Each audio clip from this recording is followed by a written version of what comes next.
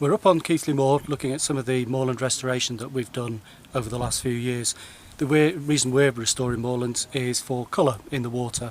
By raising the water table within the peat, revegetating bare peat, blocking gullies and trying to change the diversity of vegetation from heather dominance to more sphagnum, we know that we can improve the water quality. But we also know that by moving to a more diverse habitat, we'll get better biodiversity, more sustainable grouse shooting, more sustainable grazing, potentially flood attenuation and also carbon storage and sequestration. So there are multiple benefits in restoring peatlands. It's feather moss, but you can see the heather happily growing in amongst the mosses. The sort of medley of that shot. I think historically these uplands have been largely left to their own devices and nobody, with the exception maybe of ramblers, took a real interest in it. Our interest stemmed probably about 10 or 15 years ago. We wanted to know why colour in the water was going up, and it became evident to us that how you manage the vegetation on deep peat has a direct impact on the amount of colour that's released from it.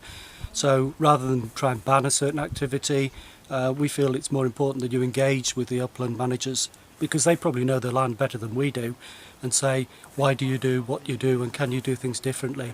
And I think over the last 2 years we've made tremendous progress in changing perceptions about how we manage the uplands to such an extent that we have reached a consensus with all stakeholders that wetter moors with less heather and more sphagnum will deliver the outcomes that we all want. Yeah, absolutely. I mean, these moorlands feed directly into the top of the catchment, if you like, and feed directly into the River Aire and the River Wharfe. From a Bradford Council perspective, because we own Ilkley Moor, which is part of that watershed between Airedale and Wharfedale. So whatever we do on these moors does impact further down the valley and the people that live down there. And as we've seen from the flooding events that we've had over the last 2 or 3 years in the winter, if we can do anything on the moors that will help and slow that down and mitigate that flooding, then it's something we need to be looking at. We're looking at good practice really, and seeing if we can replicate anything that Yorkshire Water are doing and the success that they're seemingly having here.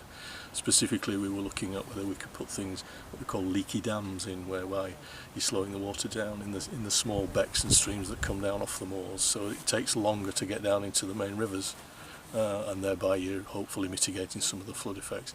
But on top of that, if you're doing that at the same time, you're obviously making them more wetter, and that has implications for wildlife and recreational use, etc. And I think there are probably a number of gains to be had over a wider spectrum than just flood management.